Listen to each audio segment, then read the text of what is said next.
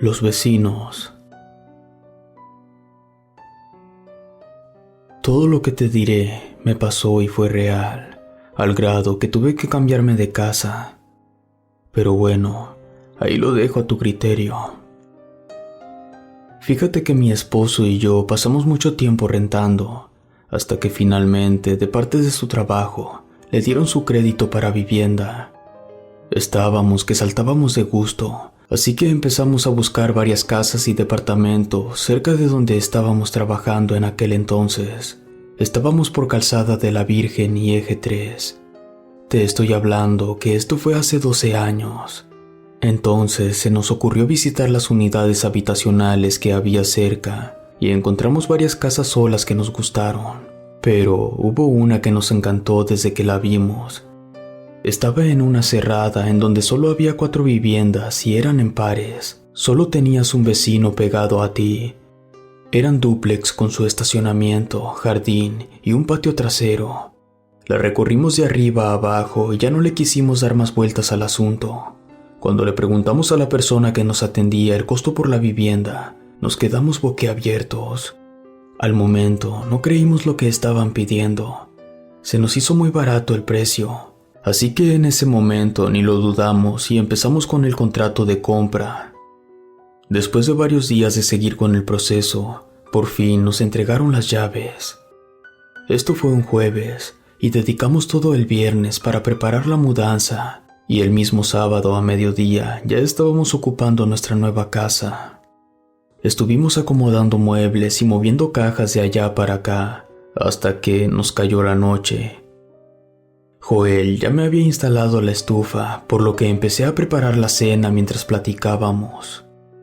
En eso, escuchamos que abrían la puerta de la casa de al lado y azotaban la puerta. A los pocos minutos, escuchamos varios golpes fuertes contra la pared. Sí nos extrañó, pero no le dimos mucha importancia. Sabíamos que en este tipo de viviendas, uno acaba escuchando la vida del de al lado.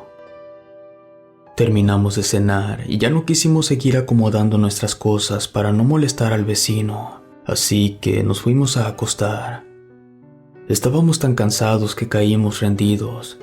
La noche parecía tranquila, pero como a eso de las 12 o a la 1, no recuerdo bien, fue cuando empezamos a escuchar otra vez los golpes en la pared, pero esta vez eran más fuertes, y así estuvo durante varios minutos hasta que se detuvo de repente. Pero en su lugar, se empezó a escuchar como si aventaran los trastes contra la pared.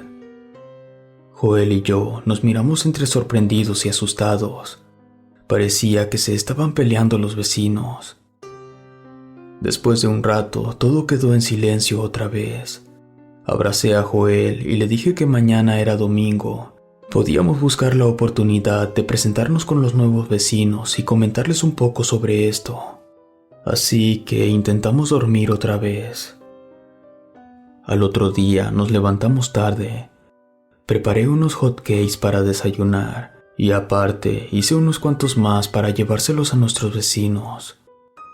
Cerca de las 11 de la mañana tocamos a su puerta, pero nada.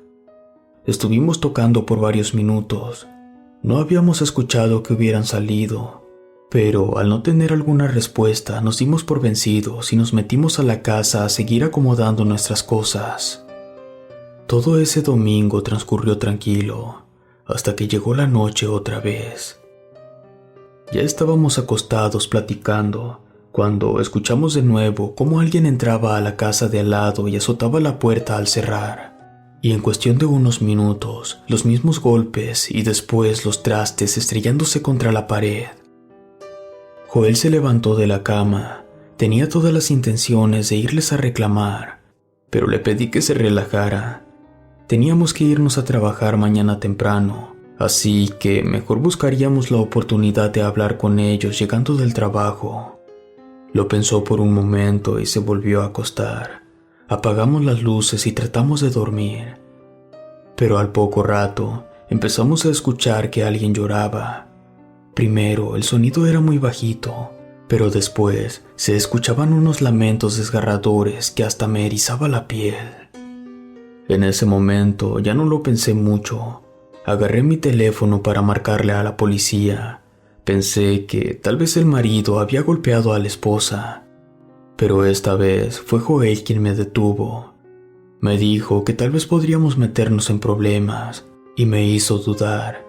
Él tenía razón, no sabíamos nada de nuestros vecinos, así que me contuve, nos abrazamos y tratamos de dormir un poco.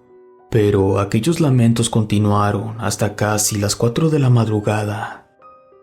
Esta situación se empezó a volver insoportable.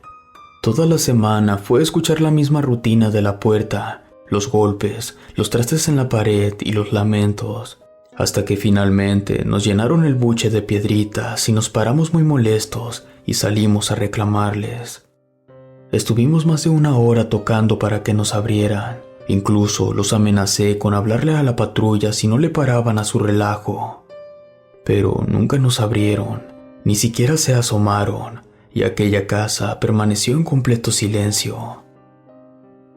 Al otro día les empezamos a dejar notas de reclamo bajo su puerta, mismas que después encontrábamos hechas bolas en nuestro jardín. La situación se empezó a salir de control. Una noche estábamos a su puerta. Nos pareció ver cómo movieron las cortinas. Joel empezó a tocar más fuerte y a gritarles que si no salían los reportaríamos a la policía. Yo intenté ver a través de una orilla de la cortina. De pronto, me pareció distinguir a una mujer entre la oscuridad. Lo único que pensé en ese momento es que había alguien a quien reclamarle.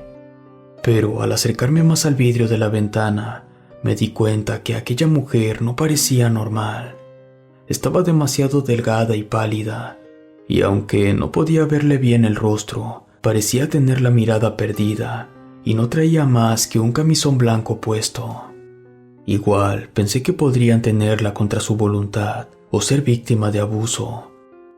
Pero entonces, en un instante, aquella mujer que estaba hasta el fondo de la casa apareció frente a mí al otro lado del vidrio. Asustada me hice hacia atrás, tan rápido que me fui de espaldas y me caí de sentón. Joel corrió a ayudarme y mientras me levantaba me preguntó qué había visto. Yo trataba de acomodar mis ideas y le dije que me había resbalado. No quería preocuparlo, así que nos fuimos a nuestra casa. Los siguientes días no pude quitarme la imagen de aquella mujer de la cabeza. Incluso cuando escuchábamos los lamentos por la madrugada, no podía dejar de pensar que era ella.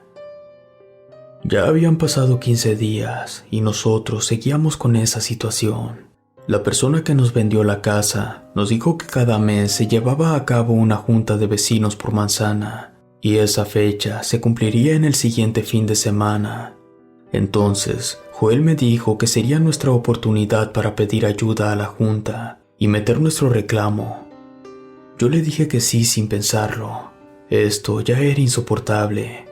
Pero unas noches antes de ese fin de semana que esperábamos, después de aquellos ruidos y golpes que ya se nos estaban haciendo costumbre, no se escucharon los lamentos. Hubo un silencio muy largo. Los dos nos miramos extrañados. Y entonces empezaron a golpear muy fuerte nuestra puerta como si la estuvieran pateando. Nos paramos los dos asustados y nos fuimos a la sala. Y cuando Joel gritó que le hablaría a la policía, los vidrios de todas las ventanas de nuestra casa empezaron a vibrar muy fuerte. Yo pensé que se iban a romper. Entonces se empezó a escuchar como si rasparan algo de metal sobre el vidrio de la ventana de la sala. Era un sonido horrible y la puerta se empezó a azotar con más fuerza. Joel se recargó con todo su peso sobre ella. Yo no sabía qué hacer. Entonces me acerqué hacia la ventana y abrí un poco la cortina para tratar de ver qué era lo que le estaba golpeando. Entonces, de la nada, apareció por un instante el rostro deformado de aquella mujer que había visto en la casa de al lado. En ese momento ya no aguanté más y me desmayé. Desperté en el sillón de la sala. Joel me reanimaba con un pedazo de algodón con alcohol. Nos abrazamos y nos quedamos ahí hasta que amaneció. Al otro día, mientras desayunábamos, sonó su teléfono. Era la persona que nos había vendido la casa. Le comentó que enviaría a una persona para que le firmara el último documento para cerrar el trato de compra y venta de la casa. Al cabo de un rato, llegó un joven trajeado. Joel lo invitó a pasar y mientras charlaban del documento, le preguntó si sabía algo de los vecinos de al lado. El joven lo miró sorprendido y le comentó que esa casa llevaba desocupada ya algunos años, que incluso ellos la habían intentado vender, pero al parecer nadie la quería ni regalada. Joel le preguntó si conocía los motivos. El joven hizo un gesto de no saber mucho y mencionó que al parecer alguien había muerto allí, pero no sabían bien. Joel y yo nos miramos y entonces le dijo al joven que después hablaría con su jefe, que primero necesitaba saber algo para cerrar el trato. Despidió amablemente al chico y nos salimos a buscar algún vecino de la cerrada. Estuvimos tocando en las casas de enfrente y nadie nos abrió. Al intentar mirar entre las cortinas, nos dimos cuenta que ambas estaban desocupadas, entonces caminamos fuera de ahí. La mayoría de las casas alrededor de la carretera se rentaban o se vendían. Caminamos todavía media cuadra hasta que encontramos una tienda de abarrotes. Al entrar, nos presentamos con la señora que la atendía. Al parecer, llevaba muchos años viviendo ahí. Aprovechando una pausa en la plática, Joel le preguntó si sabía qué había pasado en esa casa de la cerrada.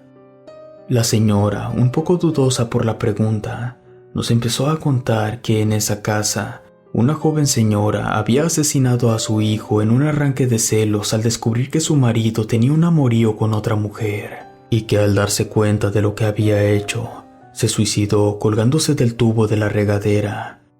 Y cuando llegó el marido y descubrió los cuerpos de su esposa y de su hijo, este se volvió loco y que empezó a golpear las paredes hasta destrozarse las manos y a destruir todo lo que pudo.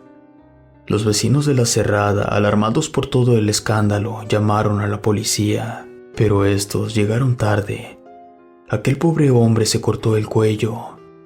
Todavía lo encontraron con vida, pero falleció ahí mismo mientras llegaba la ambulancia.